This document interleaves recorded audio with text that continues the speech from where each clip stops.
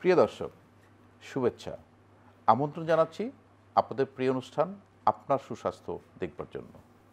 দর্শক, আজকে আমরা কথা বলবো অনাকাঙ্ক্ষিত গর্ভপাত অথবা কাঙ্ক্ষিত গর্ভপাত এই বিষয় নিয়ে। কথা বলার জন্য আমাদের স্টুডিওতে আছেন প্রফেসর ডাক্তার উৎপলা মজুমদার। তিনি অধ্যাপক, গাইনি অ্যান্ড অবস বিভাগ, Shahid Tajuddin medical college, Dhaka. Doctor Utpala Majumdar ৯ April ঢাকায় এক সম্ভ্রান্ত পরিবারে তার জন্ম। তিনি শাহজিবাজার পিডিবি হাই স্কুল থেকে প্রাথমিক শিক্ষা নেয়ার পর ডাক্তার খাস্তগীর সরকারি উচ্চ বালিকা বিদ্যালয় থেকে এসএসসি এবং চট্টগ্রাম কলেজ থেকে এইচএসসি পাশ করেন। পরবর্তীতে তিনি চট্টগ্রাম মেডিকেল কলেজ থেকে এমবিবিএস পাশ করেন। এরপর অত্যন্ত কৃতিত্বের সাথে FCPS, MS, FACS, FICS degree গ্রহণের পর তিনি fellowship in minimal access surgery এবং ফেলোশিপ ইন ইনফার্টিলিটি করেন। ১৯৯৯ সাল থেকে তার চাকরি জীবনে শুরু হয় এবং চন্দনাইল উপজেলা স্বাস্থ্য কমপ্লেক্স ও পাকুন্দিয়া কিশোরগঞ্জে কর্মরত ছিলেন। ম্যাডাম, আপনাকে স্বাগত আমাদের স্টুডিওতে। আমরা যে কথাটা জানতে চাই আপনার কাছে, গর্ভপাত বলতে আমরা আসলে কি বুঝি? গর্ভপাত বা অ্যাবর্শন যে টার্মটি আপনি বলেছেন, আসলে এটা প্রতিনিয়ত এই ধরনের পেশেন্টগুলো আমরা আমাদের ডে টু ডে প্র্যাকটিসে অনেক বেশি ফেস করি। তো এটা খুব আসলে একটা কমন একটা সমস্যা। তো গর্ভপাত হচ্ছে যে কোনো একটা প্রেগনেন্ট মা তার ২৮ সপ্তাহের মধ্যে যদি তার প্রেগনেন্সিটা কোনো কারণে ডিসরাপ্ট বা কন্টিনিউশন না হয়, তাহলেই কিন্তু এটাকে আমরা গর্ভপাত বলছি। কারণগুলো কি সাধারণত? গর্ভপাতের অনেকগুলো কারণ আছে। তো আমরা আসলে প্রেগনেন্সিটাকে বিভিন্ন ট্রাইমেস্টারে বা সেগমেন্টে ভাগ করি। তো প্রথম ৩ মাস আসলে আর্লি প্রেগনেন্সি বলি, তারপর মিড ট্রাইমেস্টার এবং তারপরের স্টেজটা আসলে অ্যাডভান্স স্টেজ। তো এর মধ্যে যে আর্লি প্রেগনেন্সিতে গর্ভপাতের কিছু কারণ আছে বা মিড ট্রাইমেস্টারে গর্ভপাতের কিছু কারণ আছে। তবে সর্বোপরি দেখা যায় যে শুরুর দিকে যে গর্ভপাত বা মিসক্যারেজ বা অ্যাবর্শনগুলো হয়, তার ম্যাক্সিমাম কারণই হচ্ছে ক্রোমোজোমাল অ্যাবনর্মালিটি। তো এর কারণে হতে পারে। এছাড়াও বিভিন্ন রকমের মেডিকেল ডিসঅর্ডার আছে, যেমন থাইরয়েডে যদি কারো সমস্যা থাকে বা আনকন্ট্রোল ডায়াবেটিস থাকে বা উচ্চ রক্তচাপ যদি থাকে, বিভিন্ন ধরনের এই মেডিকেল ডিসঅর্ডারগুলোতে গর্ভপাত হতে পারে। বা দেখা যায় যে হয়তো তার তো কোনো ইনফেকশান আছে, সেটার জন্য হয়তো গর্ভপাত হতে পারে। ম্যাক্সিমাম ক্ষেত্রে দেখা যায় আনএক্সপ্লেইনড একটা টার্ম আছে। তার মানে হচ্ছে যে কেন যে আসলে গর্ভপাত হচ্ছে সেটার কারণটা হয়তো বোঝা যাচ্ছে না। আর মিড ট্রাইমেস্টার যে গর্ভপাতটা হয়, সেটা দেখা যায় যে অনেক সময় ইউট্রাসে বা এই যে প্রজননতন্ত্রে কোনো যদি অ্যানোমেলি থাকে, যেমন ইউট্রাসটা অনেক সময় দেখা যায় যে যেরকম সাইজের হওয়ার কথা সেটা না হয়ে সেটা হয়তো কোনো ডিফর্ম। তো ইউনিকর্নিয়েট ইউট্রাস বলি আমরা, বাইকর্নিয়েট ইউট্রাস বলি, বা ইউট্রাসটা ২ ভাগে ভাগ করা। তো এই রকম যদি ইউট্রাস বা প্রজননতন্ত্রের যদি কোনো সমস্যা থাকে, বড় কোনো টিউমার থাকে, তো এই ধরনের বিভিন্ন কারণে আসলে গর্ভপাত হতে পারে। এটা গেল মিড টার্মে। আর একটা যেটা বলছেন অ্যাডভান্স স্টেজে কি হতে পারে? অ্যাডভান্স স্টেজে যেটা, সেটা আসলে আমরা গর্ভপাত বলি না। আমরা 28 উইকসের আগে যেই প্রেগনেন্সিটা ডিসরাপ্ট হয় সেটাকেই আসলে অ্যাবর্শন বা গর্ভপাত বলি। কোনো কোনো সময় আমরা দেখেছি যে থ্যালাসেমিয়ার পেশেন্ট যারা থ্যালাসেমিয়ার কেরিয়ার যারা হাজব্যান্ড ওয়াইফ, তাদের ক্ষেত্রে তাদের যে গর্ভের যে ভ্রূণটা থাকে বা শিশুটা থাকে, অনেক সময় থ্যালাসেমিয়া আক্রান্ত হতে পারে। তাকে কিন্তু ওই প্রেগনেন্সি পিরিয়ডে টেস্ট করা হয় যে তার থ্যালাসেমিয়া আক্রান্ত আসছে কিনা। সেক্ষেত্রে কিন্তু আপনারা অনেক সময় গর্ভবতীদের পরামর্শ দিয়ে থাকেন। এই বিষয়টা যদি বলতেন। তো আমাদের এই সাবকন্টিনেন্টে আসলে এই থ্যালাসেমিয়া পেশেন্টের সংখ্যা অনেক বেশি। তো দেখা যায় যে হয়তোবা ওয়াইফ জানেনই না যে তিনি থ্যালাসেমিয়া তার আছে। বিশেষ করে থ্যালাসেমিয়ার মধ্যে হচ্ছে থ্যালাসেমিয়া মাইনর থাকে, মেজর থাকে। যারা এফেক্টেড তাদেরকে আমরা মেজর বলি। তো মাইনর পেশেন্টগুলো সচরাচর দেখা যায় যে তাদের সিমটম অত বেশি থাকে না, যার কারণে তারা হয়তো কখনো জানেনই না। তো এই পেশেন্টগুলোই যখন প্রেগন্যান্ট হন, তাদের ক্ষেত্রে অনেক সময় দেখা যায় যে মা হয়তো রক্তশূন্য আছেন, আমরা হয়তো টেস্ট করতে যেয়ে দেখি যে তার থ্যালাসেমিয়া আছে বা মাইনর আছে। তো সেই ক্ষেত্রে আমাদেরকে যেটা করতে হয় যে হাজব্যান্ডেরও টেস্ট করাতে হয় যে হাজব্যান্ডেরও থ্যালাসেমিয়া মাইনর আছে কিনা। তো যদি থ্যালাসেমিয়া মাইনর হাজব্যান্ডেরও থাকে, তাহলে কিন্তু সেই ক্ষেত্রে একটা সম্ভাবনা থাকে যে একটা নির্দিষ্ট পার্সেন্টেজ পেশেন্টের ক্ষেত্রে দেখা যায় যে বাচ্চার হয়তো থ্যালাসেমিয়া মেজর হলো বা থ্যালাসেমিয়া মাইনর হলো, ক্যারিয়ার হলে আসলে অত সমস্যা হয় না। তবে এটা আসলে গর্ভপাতের কোনো কারণ না। তবে দেখা যায় যে কারো যদি সিভিয়ার এনিমিয়া বা রক্তশূন্যতা থাকে, সেই ক্ষেত্রে হয়তো বা ইনডিরেক্টলি তার গর্ভপাত হতে পারে। গর্ভপাত কয় ধরনের হয়ে থাকে? আমরা বলি স্পোরাডিক একটা, আরেকটা হচ্ছে রিকারেন্ট। স্পোরাডিক মানে হঠাৎ হয়তো তার কোনো কারণে কোনো একটা প্রেগনেন্সি টার্মিনেশন হয়েছে, আর রিকারেন্ট হচ্ছে দেখা যায় পরপর 2টো বা 3টো বাচ্চা তার বা আরও বেশি সন্তান গর্ভপাত হয়ে যাচ্ছে, এটাকে আমরা বলি রিকারেন্ট প্রেগনেন্সি লস। আর এছাড়া আরেকটা ক্লাসিফিকেশন আমরা করতে পারি, যেমন লিগ্যাল ইললিগ্যাল হিসেবেও কিন্তু ভাগ করতে পারি। আরও একরকম করে আমরা আসলে ক্লাসিফিকেশন করতে পারি যে আমাদের কাছে পেশেন্ট আসে অ্যাবর্শন নিয়ে, দেখা গেল যে তার হয়তো একটু একটু ব্লিডিং হচ্ছে, বাট আলট্রাসোনোগ্রাম করে দেখা গেল যে তার আসলে বাচ্চাটা তখনও বেঁচে আছে। তো এটাকে যেমন আমরা থ্রেটেন্ড অ্যাবর্শন বলি। আবার কমপ্লিট অ্যাবর্শন আছে, যে হয়তো তিনি প্রেগনেন্ট ছিলেন, ব্যথা শুরু হলো, ব্লিডিং হলো, তার হয়তো পুরোটা ভ্রূণই বের হয়ে গেছে, সেটাকে আমরা কমপ্লিট গর্ভপাত বলি। আবার ইনকমপ্লিট গর্ভপাত আছে, যেমন হয়তো মা প্রেগনেন্ট ছিলেন, তার হয়তো ব্লিডিং হচ্ছে এবং ব্যথা শুরু হয়েছে, তো এরকম একটা অবস্থায় আমাদের কাছে আসছেন এবং প্রচণ্ড রকমের রক্তক্ষরণ হচ্ছে, এগুলো কিন্তু খুব ইমার্জেন্সি কিছু কন্ডিশন, এটাকে আমরা ইনকমপ্লিট অ্যাবর্শন বলি। কোনো কোনো সময় দেখি আমরা অন্যান্য ডিজিজের কারণে অ্যাবর্শন হয়ে যাচ্ছে, যেমন এসএলই একটা রোগ আছে, যে এসএলই কানেকটিভ টিস্যু ডিসঅর্ডার আছে, অনেক সময় ডায়াবেটিস আনকন্ট্রোল বা আপনার থাইরয়েডের কারণেও কিন্তু অনেক সময় হয়ে যাচ্ছে। আসলে এগুলো প্রিভেন্ট করার উপায় কি করা উচিত? অনেক অনেক কারণ আছে যেগুলো হয়তো প্রিভেন্টেবল বা প্রতিরোধযোগ্য। তাহলে সেই ক্ষেত্রে আসলে আমরা কি বলবো, আমাদের যারা সক্ষম দম্পতি আছেন তারা হয়তো প্ল্যানিং করছেন যে তারা বাচ্চা নেবে, তাহলে তাদের কি গর্ভপাত হয়ে যেতে পারে, স্পন্টিনিয়াস গর্ভপাত যেটা আমরা মিসক্যারেজ বলি, সেটা হতে পারে কিনা। তাহলে তারা কি করবেন, তারা আসলে অবশ্যই আগে ডাক্তারের শরণাপন্ন হবেন, যেটাকে আমরা প্রি কনসেপশনাল যে পরিচর্যা বা চেক আপ বলি, সেটা করতে হবে। তাহলে তার দুইজন পার্টনারেরই কোনো সমস্যা আছে কিনা দেখে নেবেন, বিশেষ করে যে নারী পার্টনার আছে, ফিমেল পার্টনারের ডায়াবেটিস আছে কিনা সেটা উনি দেখে নিতে পারেন, তার প্রেশার আছে কিনা সেটা হয়তো ডক্টর দেখে নেবে, আর আদার্স রক্তশূন্যতা আছে কিনা, থাইরয়েডে কোনো সমস্যা আছে কিনা, কোনো হরমোনাল কোনো প্রবলেম আছে কিনা, পলিসিস্টিক ডিজিজ আছে কিনা। এছাড়া আপনি কিছু অটোইমিউন ডিজিজের কথা বললেন, যেগুলোর কারণে কিন্তু রিপিটেড প্রেগনেন্সি লস বা বারবার প্রেগনেন্সি লস হয়। তো এই সমস্যাগুলো আছে কিনা সেগুলো কিন্তু আমরা সিম্পল কিছু টেস্ট করেই দেখতে পারি, এবং যদি থাকে তাহলে সেগুলোকে কারেকশন করে নিতে হবে। যার ডায়াবেটিস আছে ডায়াবেটিসটাকে তিনি কারেকশন করে নেবেন, বা প্রেশার যার আছে সেটা ওষুধ খেলেই কিন্তু প্রেশারটা কন্ট্রোল হয়। তো আমার মনে হয় যদি এই প্রি কনসেপশনাল যে চেক আপ, সেটাতে যদি একজন দম্পতি আসলেই কিন্তু তার কোনো সমস্যা আছে কিনা সেটা সে দেখে নিল, এবং সেই ক্ষেত্রে ট্রিটমেন্টটাও নিয়ে গেল, সেটা তারপরে সে প্ল্যানিং করে। বাট এখানে একটি প্রশ্ন চলে আসে, অনেকেই আমাদেরকে প্রশ্ন করেন যে স্বামীর ব্লাড গ্রুপ স্ত্রীর ব্লাড গ্রুপ এক হয়ে গেলে বাচ্চাদের সমস্যা হওয়ার কোনো ঝুঁকি থাকে কিনা। আসলে ব্লাড গ্রুপই তো আছে কয়েকটা, তা আমরা এত পপুলেশন, কোনো না কোনো ব্লাড গ্রুপ তো আমাদের মিলে যেতেই পারে। তো পজিটিভ ব্লাড গ্রুপ যদি হয় একই রকম, ও আছে, এ আছে, এ বি আছে, তো এগুলোতে আসলে কোনো সমস্যা হয় না।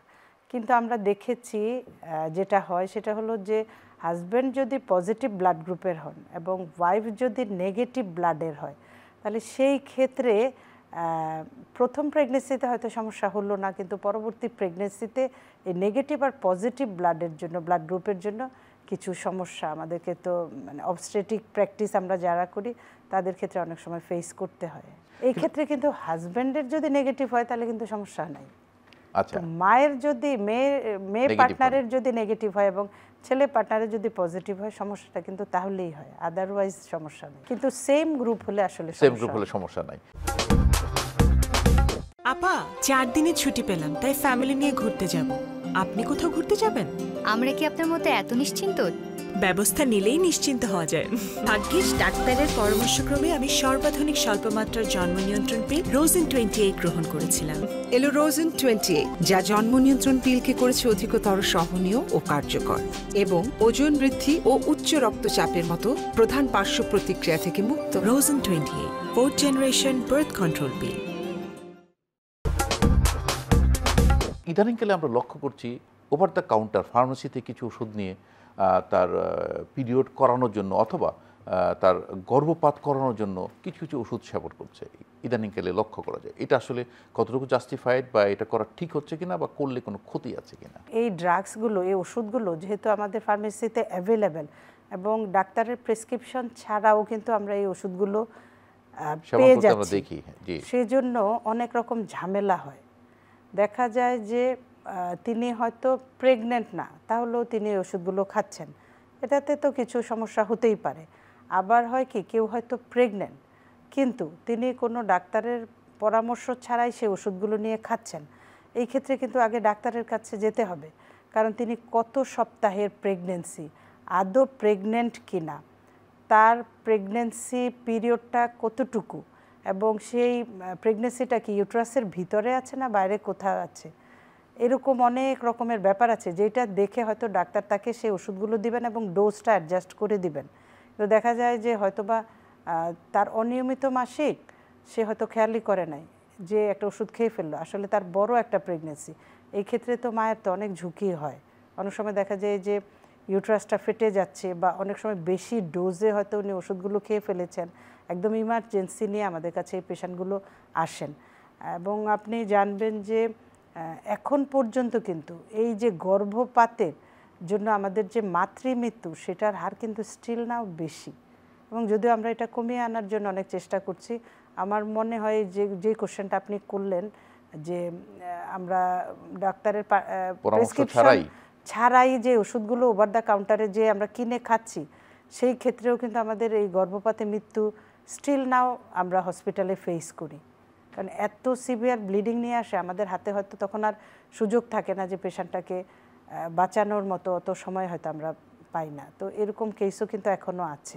ম্যাডাম, আগে আমরা দেখতাম যে এমআরডিএনসি বলে একটা শব্দ আছে, প্রায় বিভিন্ন হসপিটালে হতো, বৈধভাবে হতো, অবৈধভাবে হতো, এরকম একটা প্র্যাকটিস আমরা কিন্তু দেখে আসছি।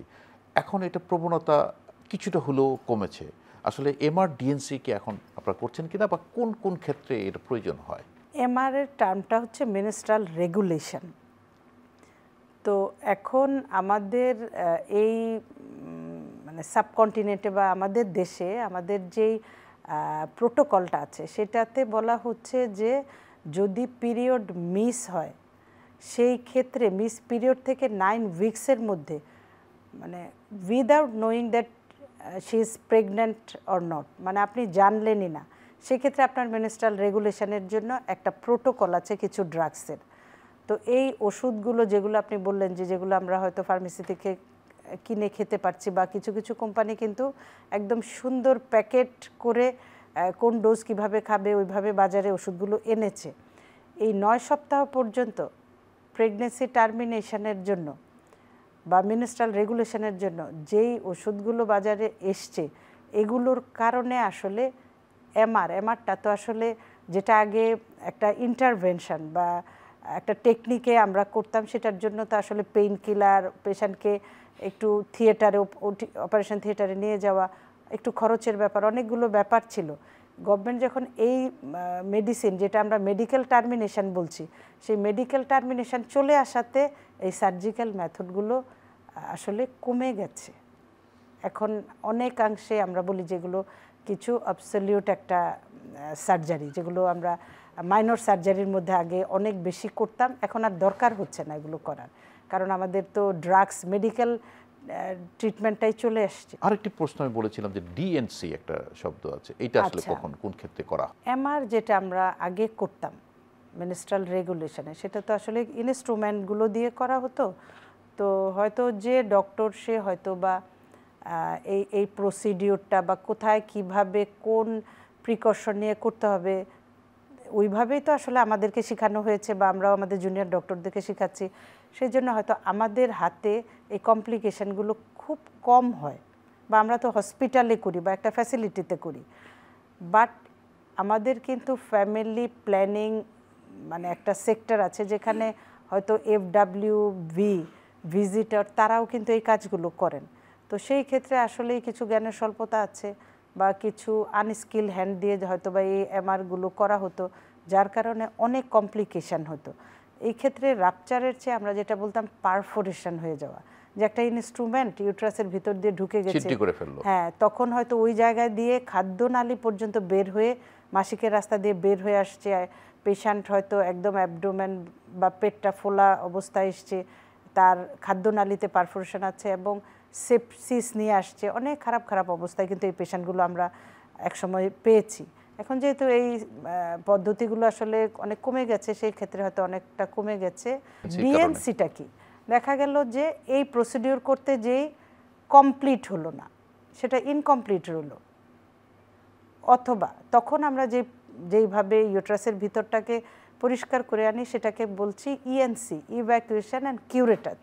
আর ডিএনসিটা হলো যে তখনও হয়তো জরায়ুর মুখটা খুলেনি, কিছু আমাদের ইনস্ট্রুমেন্ট আছে সেগুলো দিয়ে হয়তো আমরা নলের মতো একটা ইনস্ট্রুমেন্ট আছে সেটা ঢুকিয়ে হয়তো ডাইলেটেশন এবং কিউরেটাচ আমরা বলি ডিএনসি, সেইভাবেও কিন্তু করা যায়। কিছু ইনস্ট্রুমেন্ট বাজারে আসছে, যারা হয়তো মেডিকেল টার্মিনেশন চাচ্ছে না তার ক্ষেত্রে আমি কী করব, তার ক্ষেত্রে হচ্ছে এই ডিএনসি। ডিএনসি মানে হচ্ছে ডাইলেটেশন অ্যান্ড কিউরেটাচ। ডাইলেটেশন তাহলে জরায়ুর মুখটাকে যে আমরা ডাইলেট করে মানে প্রসিডিউরটা করছি সেটাকে আমরা ডিএনসি বলছি। জি, আরেকটা বিষয় হলো যে আমরা অনুষ্ঠান প্রায় শেষ পর্যায়ে, এই যে গর্ভপাত, আমরা এই গর্ভপাত প্রতিরোধ করার জন্য যেন আর কোনো নারী গর্ভপাত না ঘটে, আপনার কোনো পরামর্শ থাকলে আপনি দর্শকদের উদ্দেশ্যে বলতে পারেন। গর্ভপাত জিনিসটা যেমন আমরা ক্লাসিফিকেশনের মধ্যে বললাম যে স্পন্টিনিয়াস যেটা হয় সেটাকে আমরা মিসক্যারেজ বলি, যে হ্যাঁ নেচারালি হয়তো হয়ে গেছে, বাট তিনি এই কাপল চাচ্ছিলেন প্রেগনেন্সিটা, তো সেটা তো আসলে অন্য জিনিস। কিন্তু কিছু কিছু আছে যেটাকে আমরা ইনডিউসড বলছি, যে সেই কাপল হয়তো নিজে ইচ্ছা করে করছে। তো সেই ক্ষেত্রে কি হবে, এইগুলো কোন কেসগুলো করছে, ম্যাক্সিমাম ক্ষেত্রে দেখা যায় যে আনওয়ান্টেড প্রেগনেন্সি, তারা হয়তো চাচ্ছিলেন না কিন্তু প্রেগনেন্ট হয়ে গেলেন। আরেকটা হচ্ছে ইললিগ্যাল প্রেগনেন্সির ক্ষেত্রে। তো সেই ক্ষেত্রে আসলে গর্ভপাত কমানোর জন্য ব্যাপারগুলো তো সচেতন হওয়াটা আসলে আপনি বলছেন যে আমি আসলে প্ল্যানিং করছি কিনা।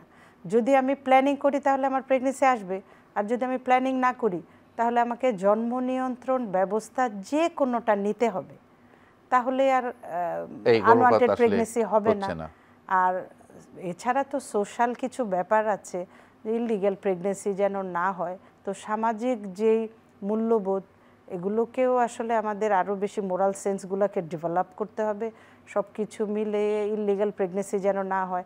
আনওয়ান্টেড প্রেগনেন্সির ক্ষেত্রে ফ্যামিলি প্ল্যানিং মেথডগুলোকে আরও স্ট্রেনথেন করতে হবে এবং আমাদের এই অ্যাওয়ারনেস ক্রিয়েট করতে হবে।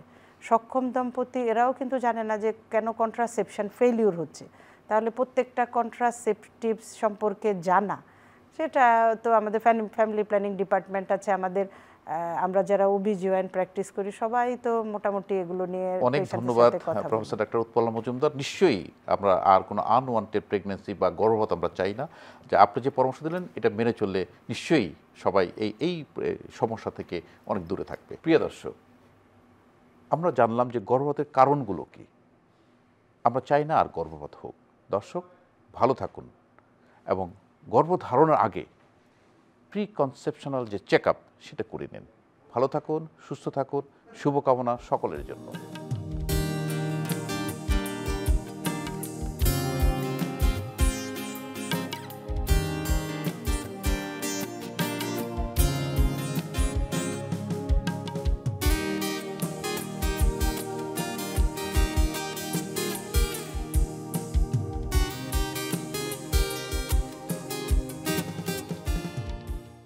আপা 4 দিনের ছুটি পেলাম, তাই ফ্যামিলি নিয়ে ঘুরতে যাব। আপনি কোথাও ঘুরতে যাবেন? আমরা কি আপনার মতো এত নিশ্চিন্ত? ব্যবস্থা নিলেই নিশ্চিন্ত হওয়া যায়। ভাগ্যিস ডাক্তারের পরামর্শক্রমে আমি সর্বাধুনিক স্বল্পমাত্রার জন্ম নিয়ন্ত্রণ পিল রোজিন 28 গ্রহণ করেছিলাম। এলো রোজিন 28, যা জন্ম নিয়ন্ত্রণ পিলকে করেছে অধিকতর সহনীয় ও কার্যকর এবং ওজন বৃদ্ধি ও উচ্চ রক্তচাপের মতো প্রধান পার্শ্ব প্রতিক্রিয়া থেকে মুক্ত। রোজিন 28 4th জেনারেশন বার্থ কন্ট্রোল পিল।